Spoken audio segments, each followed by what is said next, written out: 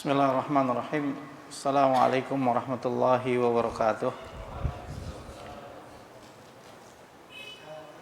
Alhamdulillahi rabbil alamin. Wassalatu wassalamu ala asrafil anbiya wal mursalin wa ala alihi wa sahbihi wa man tabi'ahum bi ihsan ila yaumiddin. Amma ba'd. Kaum muslimin, azani Allah wa iyyakum. Alhamdulillah kita dapat bertemu kembali pada kesempatan kali ini. Dan pada kali ini kita akan bahas sebuah tema tentang satu yang sangat besar sekali faedahnya, manfaatnya dan pahalanya buat orang-orang yang melakukannya. Satu pekerjaan yang mungkin saat ini ya sangat kita sayangkan, ini menjadi seakan-akan beban bagi setiap kaum muslimin atau setiap kita semua. Padahal tadi dikatakan bahwa ini adalah satu amalan yang sangat besar, satu amalan yang akan diganjar oleh Allah Subhanahu wa taala dengan balasan yang sangat besar sekali fid dunya wal akhirah, ya, di dunia ini dan di akhirat kelak. Tapi demikian keimanan kita saat ini yang sudah semakin menurun dan semakin tertinggal jauh dari para pendahulu kita. Akhirnya amalan besar yang begitu sangat dijanjikan pahala, syarat dengan kebaikan-kebaikan yang banyak di dunia ini dan di akhirat kelak, akhirnya seakan-akan menjadi beban buat kehidupan kita dan menjadi satu yang sangat berat dilakukan oleh kita kaum muslimin.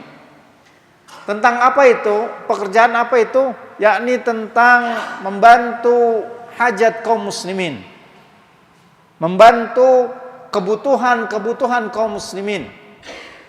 Tentu kebutuhan yang dimaksud adalah yang dimana seorang mukmin atau seorang muslim dapat memenuhi kehidupan atau memenuhi kebutuhan perkara kehidupan dunianya, yang dengannya seorang muslim dapat menyempurnakan kehidupannya di dunia ini.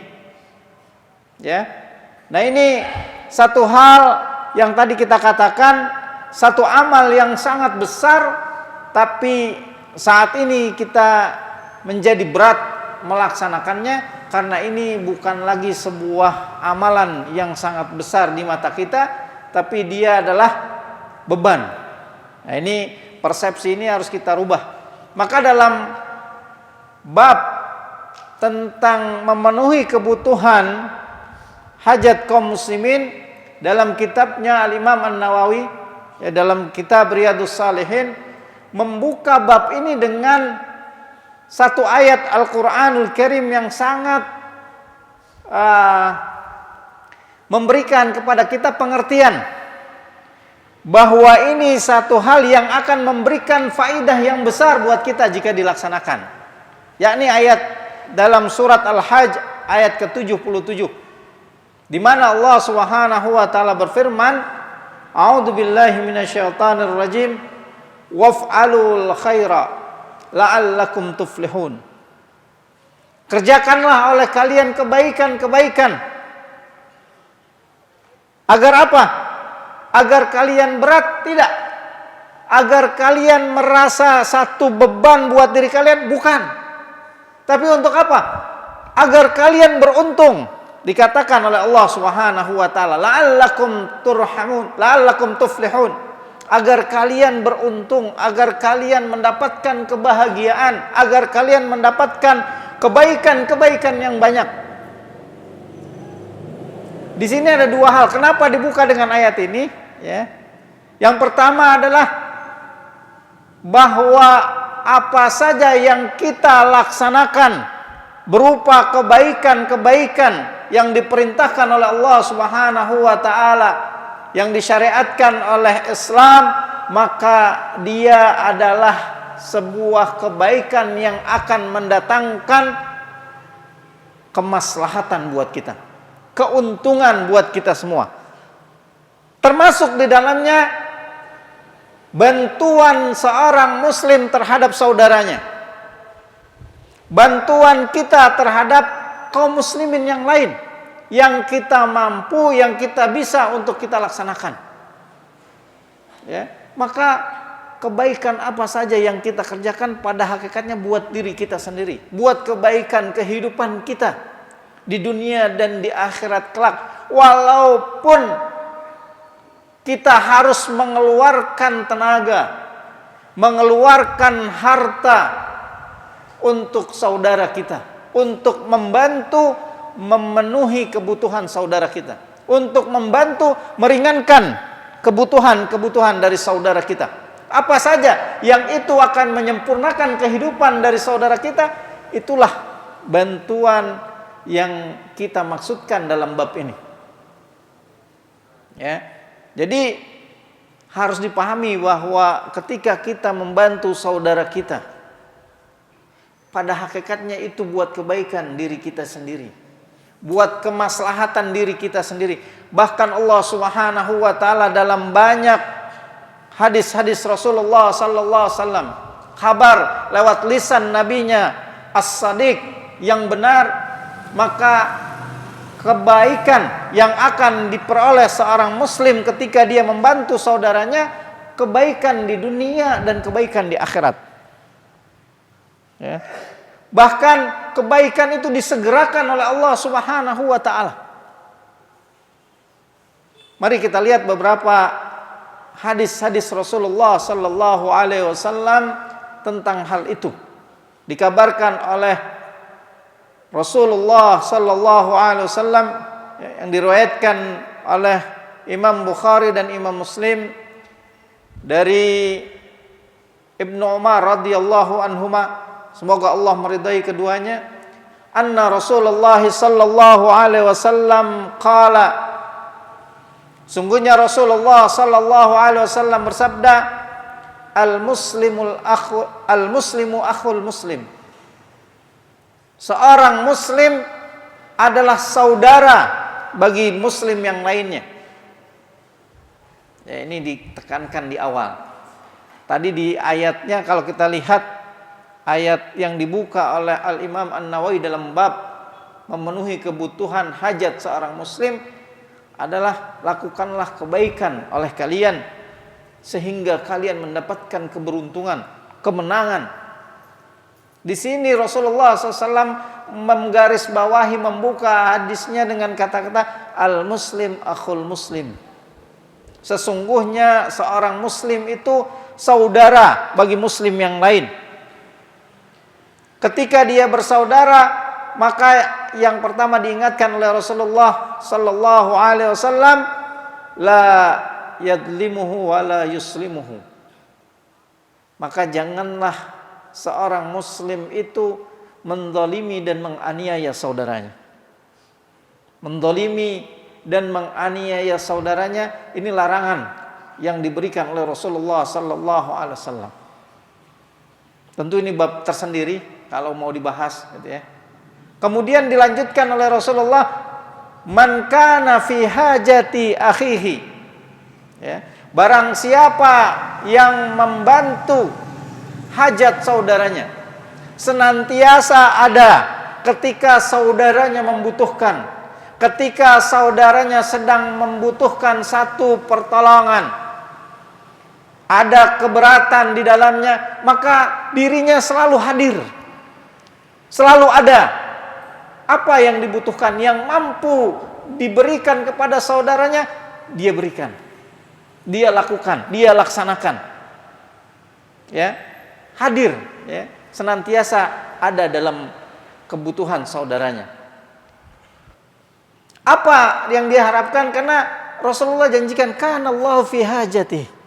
Ketika dia membantu saudaranya, ada selalu dalam kondisi di mana saudaranya memerlukan pertolongan, maka Allah Subhanahu wa taala pun senantiasa akan memenuhi kebutuhannya.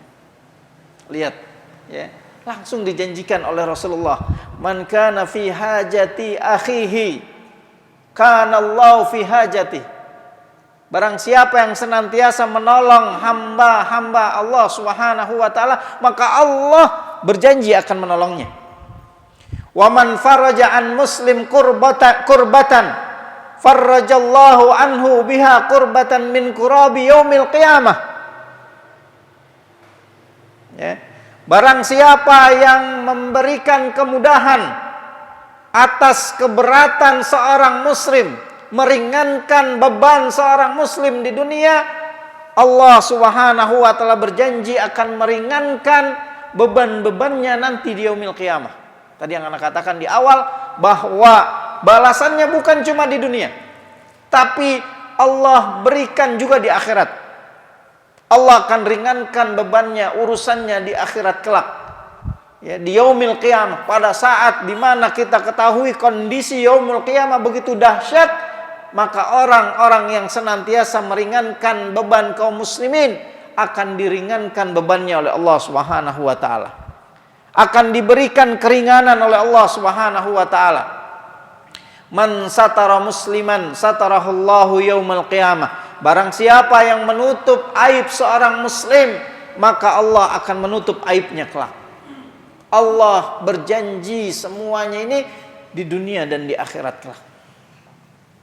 Ya, dijanjikan oleh Allah Subhanahu wa taala. Apa yang kita bantu buat saudara kita, Allah pun akan hadir dalam setiap hal yang kita butuhkan, dalam setiap kebutuhan yang kita perlukan, maka Allah Subhanahu wa taala akan senantiasa memberikan pertolongannya kepada kita.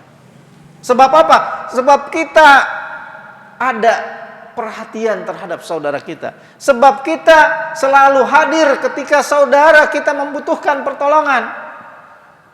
Jangan ketika dimintai pertolongan berat. Ya, diminta nganter susah, diminta untuk membantu uang apalagi. Ya. Jadi begitu kita. Ya. Kondisinya yang tadi saya katakan di awal, bahwa ini menjadi beban, bukan menjadi satu harapan buat kita nanti ketika kita ada dalam kesulitan-kesulitan. Ya. Ini yang seharusnya dipikirkan, dipahami oleh kita, bukan ini beban, tapi ini adalah satu anugerah besar ketika kita bisa membantu saudara kita, meringankan beban saudara kita, bahwa Allah Subhanahu wa taala akan meringankan beban kita, akan hadir dalam setiap kebutuhan-kebutuhan kita. Jangan malah prinsip seperti orang-orang sekarang. Ya. Bahkan kalau di birokrasi, kalau bisa dipersulit, buat apa dimudahkan? Na'udzubillah. Ya, maka kalau kita lihat hadis yang lainnya, ya, yang disampaikan oleh Rasulullah sallallahu alaihi wasallam dalam riwayat Imam Muslim, ya, dari jalur Abi Hurairah radhiyallahu an, ini tepat sekali kalau hal itu, bahwa slogan kalau bisa dipersulit buat apa dimudahkan, itu kesalahan yang besar dalam kehidupan kaum muslimin. Ya, sekarang marak dan sekarang sudah terjadi di mana-mana. Apalagi kalau kita sedang mengurus sesuatu di mana saja. Ya, kalau bisa dipersulit, ngapain dimudah-mudahin? Ya, kalau kita mempersulit orang malah merasa bangga, menyuruh orang bolak-balik informasi terenak kita saja. Ya. Ditanya kalau dibutuhkan jawaban hanya sebutuhnya saja. Pak, rumah ini bapak ini di mana? Sana. Nggak pernah dijelaskan. Oh, ke sana nanti kalau ada masjidnya, di situ ada rumah, di sebelahnya yang warna itu. Enggak. Tapi di mana rumahnya? Sana. Pelit sekali informasinya. Biar orang butuh lagi, balik lagi kepadanya, nanya lagi. Dan begitu semua urusan-urusan kita di mana saja dipersulit. Ya. Padahal dalam hadis yang diriwayatkan oleh Imam Muslim dari jalur Abi Hurairah radhiyallahu an, dikatakan an Abi Hurairah radhiyallahu an anin Nabi sallallahu alaihi wasallam qala man nafasa an mu'min kurbatan min kurabid dunya nafasallahu anhu kurbatan min kurabi yaumil qiyamah wa man yassara 'alal mu'sirin yassarallahu alaihi fid dunya wal akhirah wa man satara musliman satarahullahu fid dunya wal akhirah wallahu fi 'aunil 'abdi makanal abdu fi auni akhihi.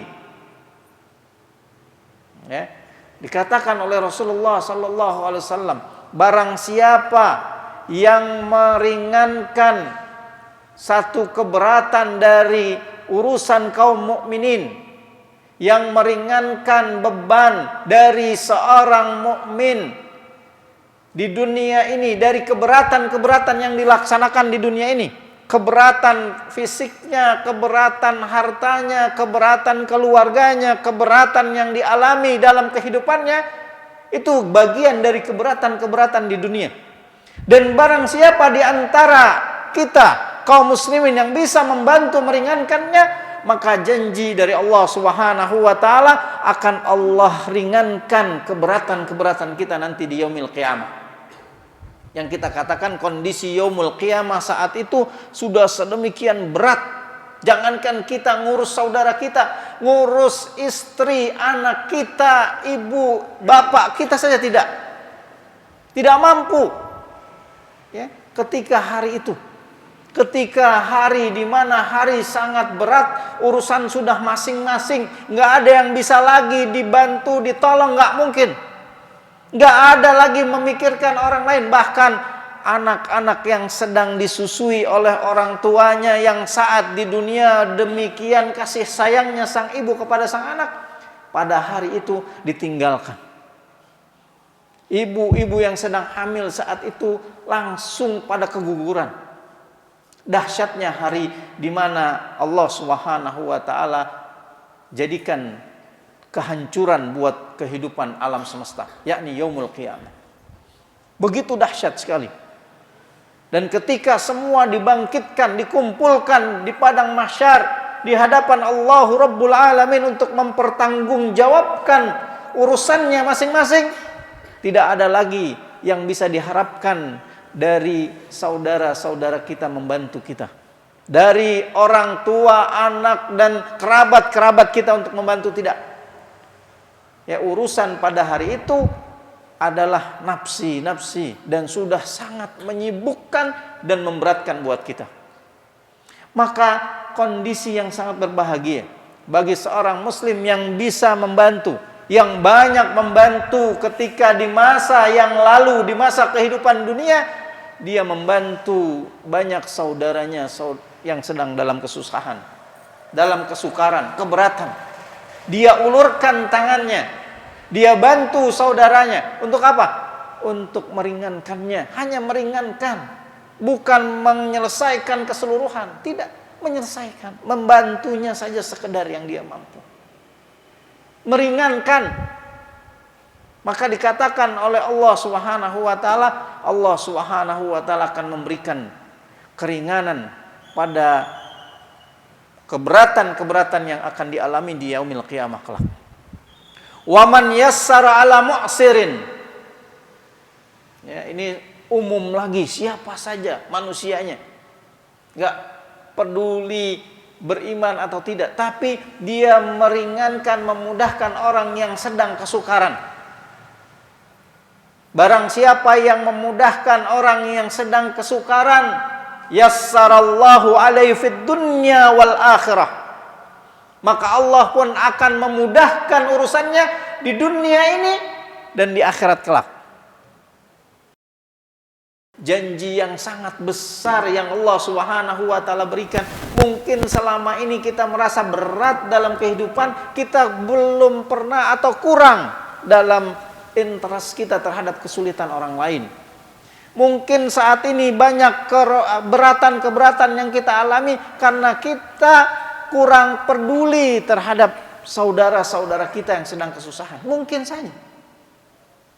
Ya, karena wa ma asaba min musibatin bima kasabat aydikum. Ya, bahwa bisa jadi keberatan-keberatan yang kita saat ini alami itu disebabkan atas hal-hal dari diri kita sendiri, perbuatan kita sendiri. Ya, kita berat dalam menghadapi kehidupan dunia, dalam harta, dalam keluarga. Mungkin kita tidak peduli dengan kehidupan saudara kita. Jadi Allah Subhanahu wa taala pun berlepas diri kepada kita. Naudzubillah min dzalik. Ya. Sebab ini salah satu sebab dari dimudahkannya kita oleh Allah Subhanahu wa taala urusan-urusan kita di dunia ini dan di akhirat kelak. Makanya saya katakan di awal, urusannya Allah Subhanahu wa taala bisa segerakan. Allah Subhanahu wa taala bisa berikan di dunia ini, ya, kemudahan itu. Makanya Allah katakan yassarallahu alaihi fid dunya wal akhirah. Allah akan berikan kepadanya kemudahan di dunia ini dan di akhirat kelak. Ya. Kemudian waman satara musliman satarahullahu fid dunya wal akhirah. Barang siapa yang menutup aib kaum muslimin. Ingat, ya, saudara kita kaum muslimin banyak aibnya. Demikian juga kita banyak aib. Yang paling penting dan utama buat kita kaum muslimin adalah saling menutupi.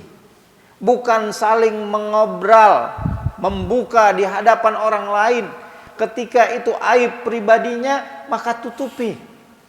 Ketika itu aib berkaitan dengan diri saudara kita pribadi, ya, maka haknya untuk mendapatkan nasihat dan haknya untuk ditutupi aibnya. Tidak diumbar, tidak diberitahukan, bahkan diumumkan di tengah-tengah masyarakat, bahkan dijadikan gunjingan-gunjingan. Naudzubillah. Ya, kalau kita melihat saudara kita kurang, nasihati. Ketika setelah dinasihati, tutup rapat-rapat lisan-lisan kita dari memburukkan saudara kita di hadapan orang lain, di hadapan kaum muslimin yang lainnya. Kenapa? Karena Allah akan menutup aib kita. Karena Allah Subhanahu wa taala akan juga menutup yang banyak aib-aib kita di hadapan manusia. Dan di akhirat kelak ketika semuanya dibongkar oleh Allah Subhanahu wa taala, ditampakkan. Ya, ketika seorang yang fasik dikatakan dalam surat Al-Kahfi oleh Allah Subhanahu wa taala tercengang. Wa yaquluna ma laitanaha. Ya. Kitab apa ini? Ketika dia melihat semuanya tidak ada yang tersisa. La yughadiru saghiratan wala kabiratan illa ahsaha. Ketika dia melihat catatannya, perbuatannya, kitab apa ini yang tidak meninggalkan yang kecil maupun yang besar, kecuali semuanya dicatat. Dan saat itulah kita membutuhkan satu tirai buat menutup aib ini di hadapan khalaik, di hadapan makhluk-makhluk Allah Subhanahu wa taala. Dan disitulah kebahagiaan seorang yang senantiasa menutup aib saudaranya. Aib-aib yang dia bawa, luka-luka yang dia bawa akan ditutup oleh Allah Subhanahu wa taala. Jangan dikira kalau kita tidak dibuka aibnya saat ini, tidak terbuka nanti di yaumil qiyamah. Semuanya akan dibuka di hadapan para makhluk-makhluk Allah Subhanahu wa taala. Dan kebahagiaan seorang muslim jika dia ditutupi aibnya oleh Allah Subhanahu wa taala. Karena balasan atas apa yang telah dia kerjakan di dunia ini dengan menutup aib saudaranya. Wallahu fi aunil abdi, makanal abdu fi auni akhihi. Allah Subhanahu wa taala senantiasa menolong hamba-hambanya dengan syarat selama dia mau menolong saudaranya.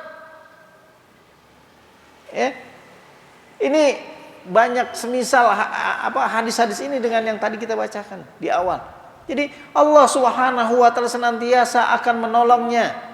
Hadir di saat kebutuhannya ada, hadir di saat diperlukan, ketika dia juga hadir di saat saudaranya memerlukannya. Di saat saudaranya sedang membutuhkan bantuannya, dia ada. dia ikhlas, dia melaksanakannya dengan senang hati, dia melaksanakannya dengan penuh harapan bahwa Allah pun akan membantunya ketika dia dalam kesukaran, kesulitan, dalam keadaan membutuhkan.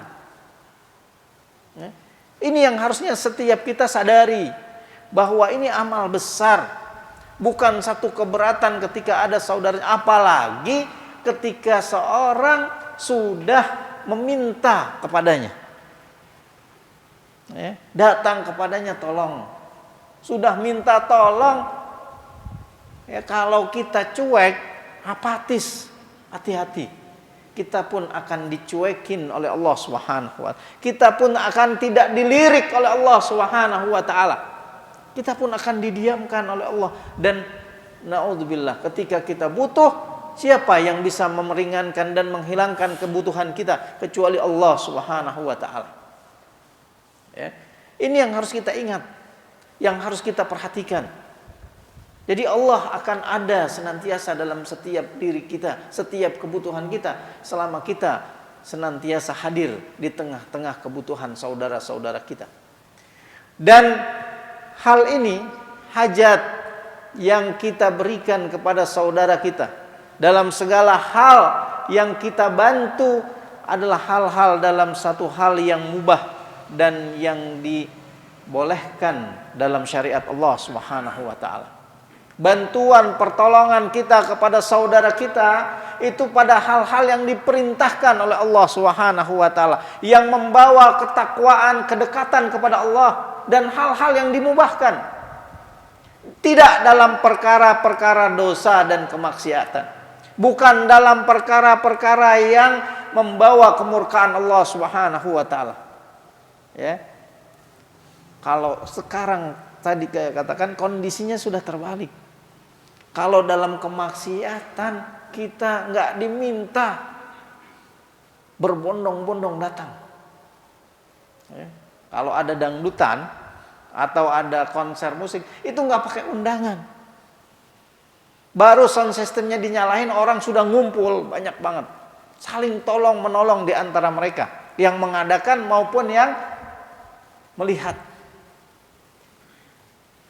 Gak perlu undangan, gak perlu permintaan, permohonan dari sang pelaksana. Tapi dengan enteng, dengan mudah, seorang muslim menghadiri untuk ikut serta dalam kemaksiatan, untuk ikut serta menolong, memberikan kemudahan saudaranya dalam perkara-perkara yang bermaksiat kepada Allah Subhanahu wa Ta'ala. Na'udzubillah min dzalik. Tapi dalam ketaatan, boro-boro untuk langsung segera dalam melaksanakan, diundang saja, kadang-kadang datangnya karena nggak enak sama temannya, karena kalau nggak datang nanti nggak enak nih saya. Cuman itu alasan terkuat untuk datang membantu saudaranya, bukan karena ada harapan besar kepada Allah Subhanahu wa Ta'ala bahwa Allah pun nanti akan membantunya ketika dia dalam kesulitan, ketika dia membutuhkan, ketika dia sedang ada hajat kebutuhan. Jadi kebutuhan dia untuk menyempurnakan hidupnya dalam kehidupan di dunia ini. Ini yang harus ditanamkan, ini yang harus dikuatkan oleh kita. Kalau dia ingin menutup aib saudaranya, dia juga punya harapan bahwa Allah Subhanahu wa Ta'ala pun ingin kita ingin ditutupi aib kita di hadapan Allah Subhanahu wa Ta'ala nanti di yaumil qiyamah. Bukan cuma karena jaim atau cuma karena ingin dibilang seorang yang pendiam atau cuma ingin dipandang sebagai orang yang tidak banyak bicara, bukan. Tapi dia punya harapan besar bahwa aib-aibnya nanti di hadapan para makhluk-makhluk yang lain ditutup oleh Allah Subhanahu wa Ta'ala. Selamat wajah kita, muka kita di hadapan para makhluknya, karena Allah Subhanahu wa Ta'ala menutup dan insya Allah memaafkan kesalahan-kesalahan dan aib-aib kita.